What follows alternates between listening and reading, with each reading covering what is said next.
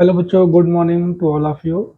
Today I am present here to tell you about plasma membrane और cell membrane. बच्चों, हम लोगों ने ये हम लोग की फिफ्थ वीडियो है और हम लोगों ने फर्स्ट से फोर्थ वीडियो में cell the fundamental unit of life cell और फर्स्ट चैप्टर को कवर किया है और इस फिफ्थ वीडियो में उसके और भी टॉपिक को हम लोग कवर करेंगे। तो आगे के टॉपिक्स हम लोगों ने एक रफ पिछले वीडियो में हम लोगों ने एक रफ डायग्राम बना के सेल के उसके आउटर कवरिंग और इनर कवरिंग जो पार्ट्स हैं उन्हें देख लिया था। और जो हम अब सेल का जो सबसे आउटर कवरिंग है जो प्लाज्मा मेम्ब्रेन है हम लोग उसको इस वीडियो में कवर करेंगे बच्चों। देखिए, एक रफ फिगर थोड़ा सा और एक बार फिर और बनाते हैं और क्या कवर करना है उसे देखते हैं। देखिए बच्चों, हमने बताया था कि सेल का अगर डायग्राम बनाना है एनिमल सेल का, हम लोग एक ओवल शेप का बना सकते हैं।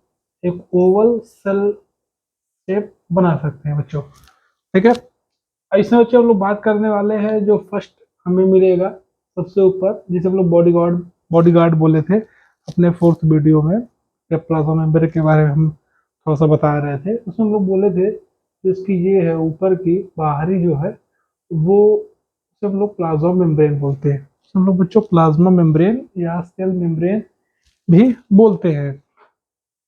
एक चीज में ध्यान देने वाली बात है, ये है क्या, ये हमारे सेल का बॉडी गार्ड है। ये हमारे सेल का बॉडी गार्ड है, सबसे बाहरी, सबसे बाहर ये रहता है।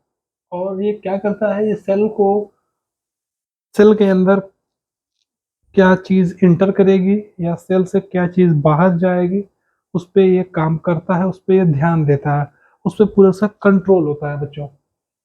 तो पहला तो होगा ये हमारा सेल का क्या है, बाहरी, एक बोलने के लिए हम लोग बॉडी गार्ड उसे बोल सकते हैं। सेल का क्या है, बॉडी गार्ड है। अब आइए इसको थोड़ा डिटेल में देखते हैं, क्योंकि हम लोगों ने कहा था कि हम लोग सेल, न्यूक्लियस और साइटोप्लाज्म, सेल ऑर्गेनेल सबको एक एक पर वीडियो में हम लोग यहाँ पे लेके एक्सप्लेन करेंगे। तो फर्स्ट है हमारा प्लाज्मा मेम्ब्रेन, आज उसकी बात करते हैं। देखिए बच्चों, ध्यान दीजिएगा, प्लाज्मा मेम्ब्रेन इम्पोर्टेंट है थोड़ा सा, इसलिए इसे और सीरियस इसको लीजिएगा अपने में। और प्लाज्मा मेम्ब्रेन को हम लोग प्लाज्मा मेम्ब्रेन और हम लोग सेल मेम्ब्रेन भी बोलते हैं। एक्सप्लेन करने से पहले थोड़ा सा रफ इसका आइडिया बता दे रहा हूँ होता क्या है। ठीक है, जैसे समझिए कि सेल से कि आप कोई समझिए घर है, समझिए कोई घर है, तो सेल को घर समझिए। घर में एक सिक्योरिटी गार्ड होता है या बॉडी गार्ड होता है। वो बॉडी गार्ड एक फिक्स करता है, या एक बॉडी गार्ड उसके पास एक क्षमता होती है किसको घर के अंदर जाना है और किसको घर के बाहर जाना है। वैसे ही प्लाज्मा मेम्ब्रेन का भी काम कुछ ऐसा ही है। ये वो डिफाइन करता है कि कौन सेल के अंदर जाएगा और कौन सेल से आउट जाएगा। तो पहला इसके बारे में जानने का है ज़्यादा, पहली इसकी सबसे फर्स्ट पॉइंट है जो हमें मोस्ट इम्पोर्टेंट है। कोई पूछ दिया भाई प्लाज्मा मेम्ब्रेन क्या है, हम लोग इनडायरेक्ट या डायरेक्ट उसे ये बोल सकते हैं, outermost covering of the cell, it separates cell contains from external environment। क्या कह रहा है, जैसे आप ऐसे समझ लीजिए, दो घर है, दो घर के बीच में जो एक बाउंड्री है वही हमारा प्लाज्मा मेम्ब्रेन है, जो उसको सेपरेट करता है। और उसको और डिफाइन करते हैं, ये तो सबसे पहली है कि outermost covering of the cell. Cell का, हमारे सेल का, ये सेल है बच्चों, ये हमारे इस सेल का आउटर मोस्ट कवरिंग है, सबसे बाहरी और बाहरी परत है, सबसे बाहरी परत है, covering of the cell. It's separate cell contents from external environment. जैसे एक सेल है, एक सेल मान लीजिए ये है, तो इस सेल का भी कुछ ना कुछ प्लाज्मा मेम्ब्रेन होगा, पूरा प्लाज्मा मेम्ब्रेन होगा। तो इट सेपरेट सेल कंटेंट। अब जो इस सेल का कंटेंट है, जो भी मटेरियल है, चाहे साइटोप्लाज्म है, चाहे न्यूक्लियस है, चाहे सेल ऑर्गेनेल्स है, और इस सेल का जो हमारे, चाहे न्यूक्लियस, साइटोप्लाज्म, सेल ऑर्गेनेल्स जो भी है, उसको प्लाज्मा मेम्ब्रेन एक अलग अलग सेपरेट के रूप में दिखाएगा। इसका दो काम है, पहला आउटर कवरिंग है, पहला हो गया ये आउटर कवरिंग है, और दूसरा, अगर दो सेल है, दो सेल के पास न्यूक्लियस होगा, सेल ऑर्गेनेल्स होगा, साइटोप्लाज्म होगा, तो उन्हें क्या करेगा, एक सेल के न्यूक्लियस और दूसरे सेल के न्यूक्लियस को बीच में जो सेपरेशन लाता है अपने प्रेजेंट होने के वजह से, वही हमारा प्लाज्मा मेम्ब्रेन है। It separate cell contents from external environment, और प्लस एक चीज और ये सेपरेट करेगा।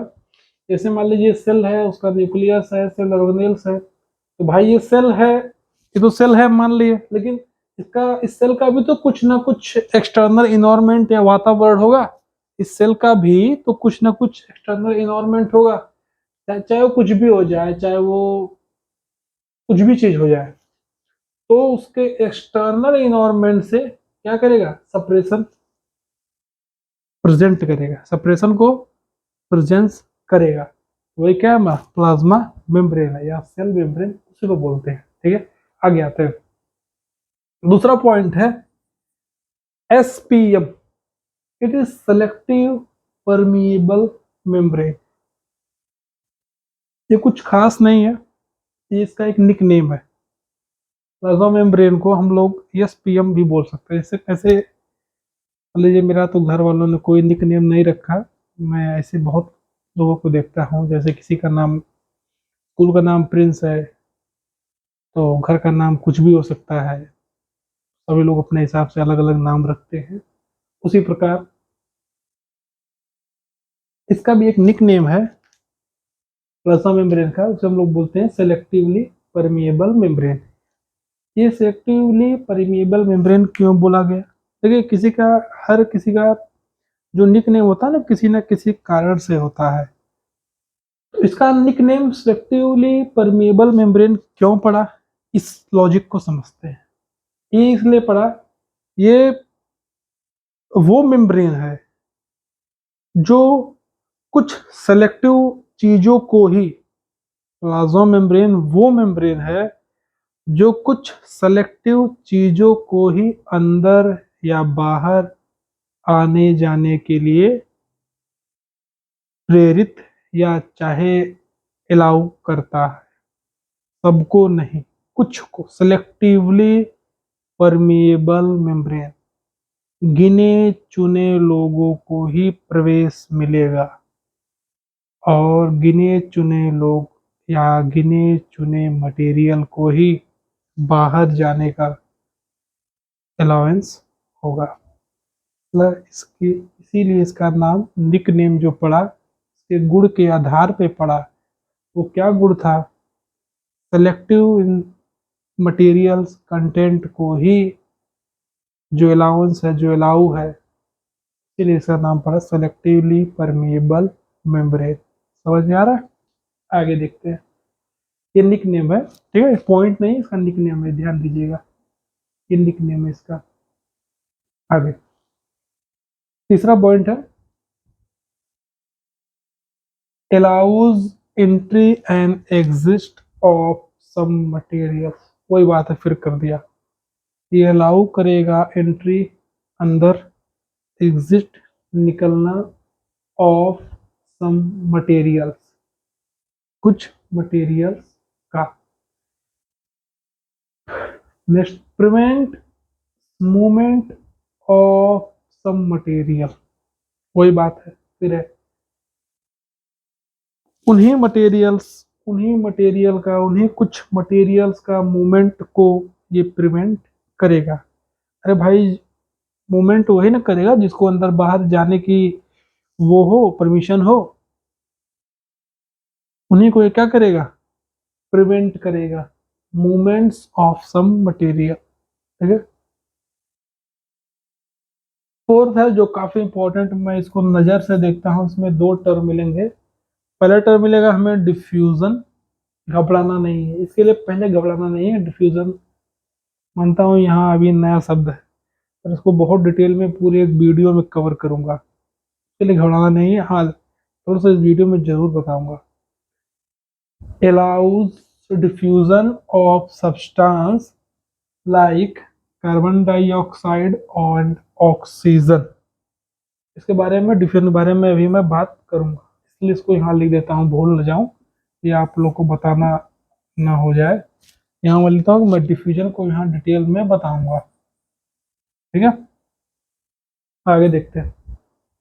फिफ्थ पॉइंट है, पहले प्लाज्मा मेम्ब्रेन के पॉइंट को पकड़ लेते हैं, फिर डिफ्यूजन को बताऊंगा। टेंशन नहीं लेना बच्चों, नया शब्द है पर टेंशन नहीं लेना। It is made up of lipids and protein. ये लिपिड और प्रोटीन क्या है ये भी डिटेल में बताऊंगा, लिपिड और प्रोटीन को भी डिटेल में बताऊंगा, इसलिए घबराना नहीं है।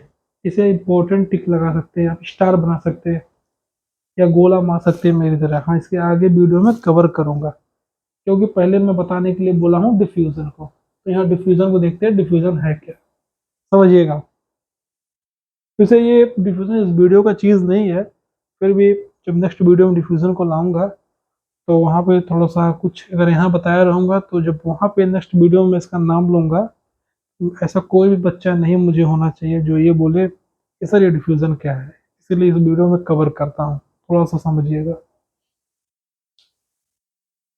डिफ्यूजन है क्या? The process of movement of a substance, solid को काट दीजिएगा अभी फिलहाल। Substance, the process of movement of a substance like liquid or gas from the region of higher concentration to the region of lower concentration so as it to spread uniformly। दो शब्द आया बच्चों, दो शब्द टर्म आया, एक higher concentration, एक term आया है लोअर कंसंट्रेशन। क्या होता है इसे देखते हैं यहाँ पे, इतने में इसको कवर कर लेंगे। हायर कंसंट्रेशन और लोअर कंसंट्रेशन क्या होता है, अगर ये समझ में आ गया तो मुझे लगता है आप लोग समझ जाओगे डिफ्यूजन का मतलब। देखिए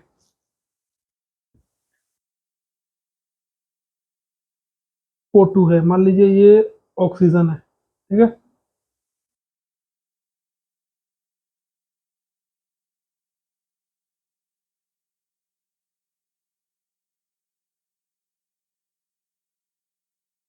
एक कोई है जिसके पास 4 ऑक्सीजन है, और यहाँ किसी के पास 1 ऑक्सीजन है।